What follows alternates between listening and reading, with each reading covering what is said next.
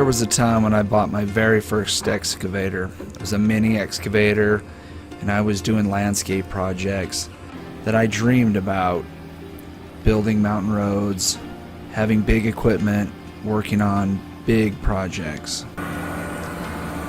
Now that I'm here with the big equipment and the big projects, working on mountain roads, I wish I would have gotten here a lot sooner. This is probably one of the most fun things that we work on.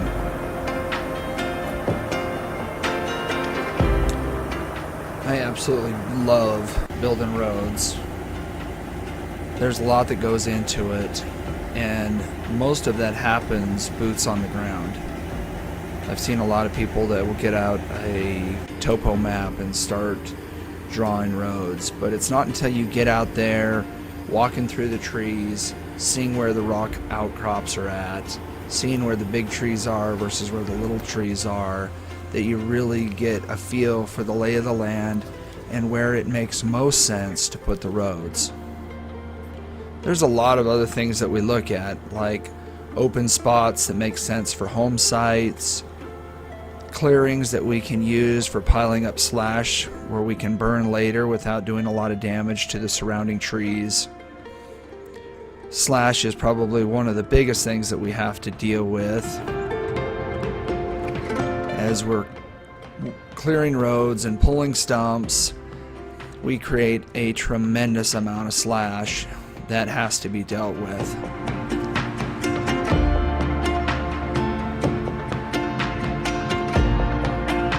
When we start a project, whether it be 20 acres or 40 acres or 80 acres, whatever it might be, this type of work is the very, very first thing that we do, is opening up areas where we can put future roads in. By no means is this road building.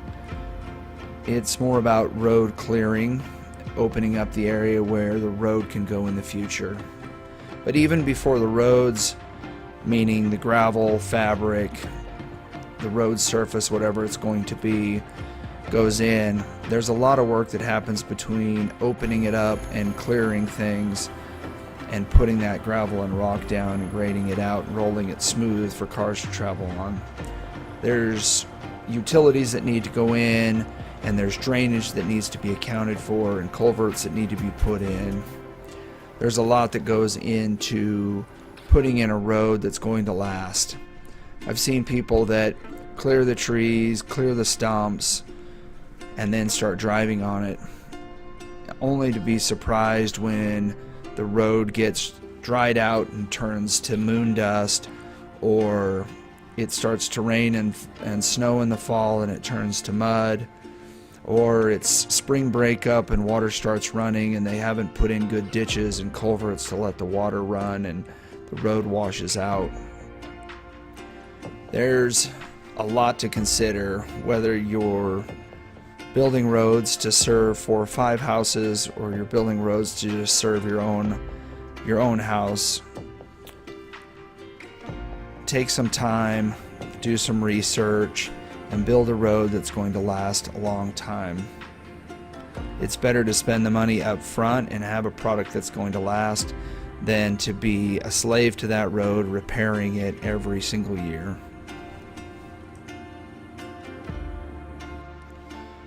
Once we have the slash out of the way and the stumps, and we've moved most of the topsoil stuff, then I like to bring in the road grader.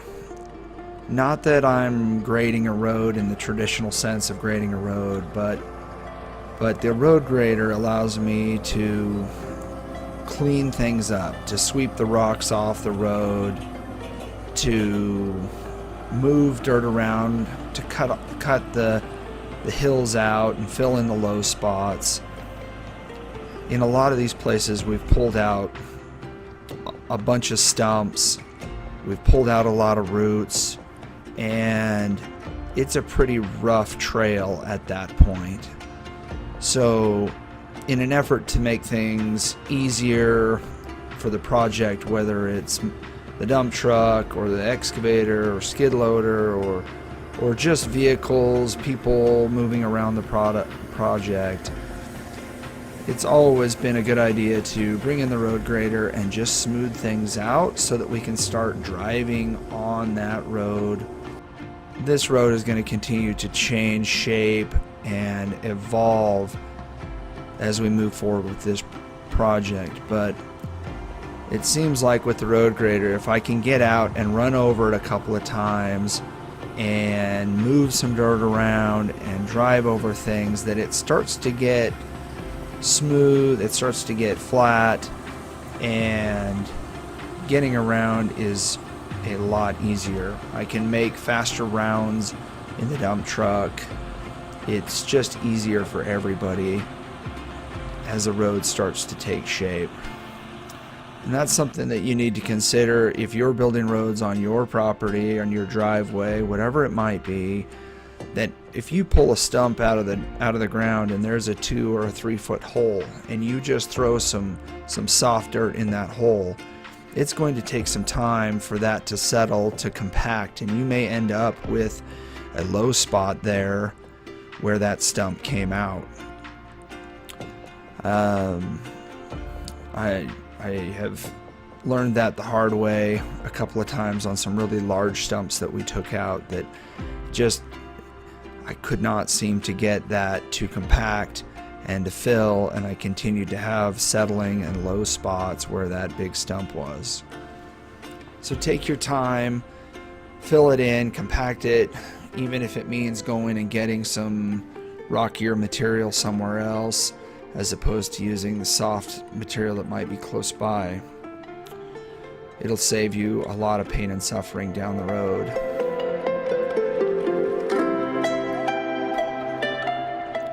I could spend days out here running around on these roads, grading, smoothing over and over and over again, but the reality is, in a week or so, there's going to be a rainstorm. The whole place is going to turn into a muddy mess. There's going to be ruts in it, and after the rain, when things dry out again, I'll be back out running around trying to smooth things out again. So there's a bit of a fine line between return on investment and overdoing it just for the sake of burning diesel fuel and making things look pretty. But I have found that cleaning it up makes for a lot smoother road if I can start at the very, very bottom of the road and make it flat and smooth, and then start with fabric on top of that and then gravel on top of that. If I start flat and smooth at the bottom and work my way up, it stays really, really flat, really smooth, and we end up with a really nice road when things are all said and done.